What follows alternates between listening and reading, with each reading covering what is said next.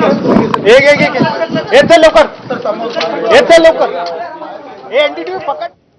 तर सध्या पुन्हा एकदा या सुनावणीला सुरुवात झालेली आहे आणि मनोज जरांगे पाटील यांच्याकडून सतीश माने शिंदे पाटील हे युक्तिवाद करताना दिसतायत.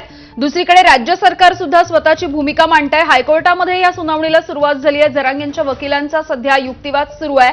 गाड्या परिसरामधून आझाद मैदान परिसरामधून काढत असल्याची माहिती जरांगे पाटील यांच्या वकिलांनी दिली आहे. मात्र अजूनही आंदोलक त्या परिसरामध्ये का आहेत असा सवाल कोर्टाकडून विचारला जातोय. हायकोर्टामध्ये जरांगेंच्या वकिलांची उद्यापर्यंत वेळ देण्याची मागणी केली जातेय. उद्यापर्यंतचा वेळ मागितला जातोय. तर आंदोलनाच्या विरोधामधली ही सुनावणी सध्या कोर्टात सुरू असल्याचं आपण बघतोय. उद्यापर्यंतची वेळ देण्याची मागणी सध्या केली जाते. हायकोर्टामध्ये जरांगे पाटील यांचे वकील सध्या सतीश माने शिंदे पाटील हे त्यांची बाजू मांडतायत. त्यामुळे बघणं महत्त्वाचं आहे की त्यांना अशा पद्धतीचा वेळ दिला जाऊ शकतो का. राजू सोनवणे आमचे प्रतिनिधी माहिती देत आहेत एकूणच कोर्टाच्या सुनावणीच्या संदर्भातली. राजू, अगदी आपण पाहतोय का सुनावणीला सुरुवात झालेली आहे आणि सुनावणी दरम्यान जे आहे ते पुन्हा एकदा कोर्टाने आंदोलकांना चांगलं खडसावलेलं आपल्याला पाहायला मिळते. 24 तासाची परवानगी असताना सुद्धा तुम्ही आता अजूनही तिथं त्या ठिकाणी मैदानामध्ये का आहात असा प्रश्न जो आहे तो उच्च न्यायालयाने विचारलेला आपल्याला पाहायला मिळतोय.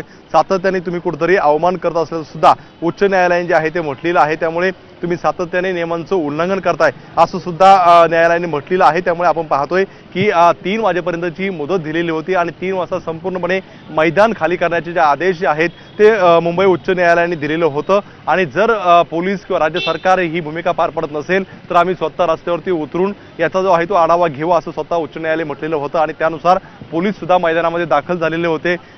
संपूर्णपणे मैदान जे आहे ते रस्ते जे आहे ते रिकामे करायला सुरुवात केलेली होती. मात्र अद्यापपर्यंत जे आहे ते होऊ शकलेलं नाही. त्यामुळे कुठेतरी उच्च न्यायालय सुद्धा आपल्याला पाहायला मिळतंय की संतप्त झालेलं पाहायला मिळतंय. आणि कुठेतरी जरांगे पाटील यांच्या वकिलांनी सुद्धा आणखी मुदत जी आहे ती वाढवून देण्यात यावी अशा प्रकारचं सुद्धा या ठिकाणी सांगितलेलं आहे. आपण जर पाहिलं का संपूर्णपणे पाहतोय आपण पुन्हा एकदा उच्च न्यायालयामध्ये ही सुनावणी सुरू आहे आणि न्यायालयाच्या बाहेर पोलिसांचा मोठ्या प्रमाणावरती फौजफाटा जो आहे तो तैनात करण्यात आलेला आहे. खरं तर आपण पाहतोय मनोज जरांगे पाटील आणि आंदोलक यांच्याकडे जे आहे ते सतीश माने शिंदे जे आहे ते बाजू मांडतात आणि त्यांनी सुरुवातीला जे आहे ते वेळ वाढवून द्यावा अशा प्रकारचं सांगितलेलं आहे. त्यांनी एवढं पण सांगितलं आहे की आतापर्यंत 54 मोर्चे जे आहे ते शांततेमध्ये निघालेले होते असं मनोज जरांगे पाटील आणि आंदोलकांच्या वकिलांचं जे आहे ते म्हणणं सुद्धा आहे. मात्र त्यावरती कोर्टाने विचारलं होतं का तुम्ही कोणत्या अधिकाराने तिथे बसलेले आहात, तुम्हाला परवानगी नाही कोर्टाची पण नाहीये तर तुम्ही कुठल्या अधिकाराने त्या ठिकाणी बसलेले आहात अशा प्रकारचा सुद्धा प्रश्न उपस्थित जो आहे तो करताना आपल्याला पाहायला मिळतोय. खरं तर आपण पाहतोय की एकीकडे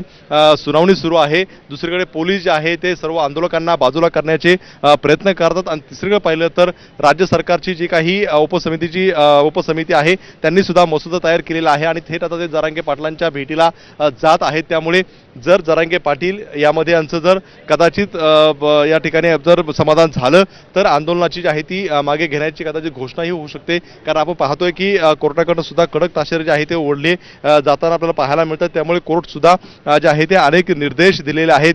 3 वाजेपर्यंत जे आहे ते संपूर्णपणे गाड्या हटवण्याचे आदेश दिलेले होते. मात्र पोलिसांनी कारवाई केलेली आहे. मात्र राज्य सरकारने सुद्धा म्हटलेलं आहे की आतापर्यंत संपूर्णपणे गाड्या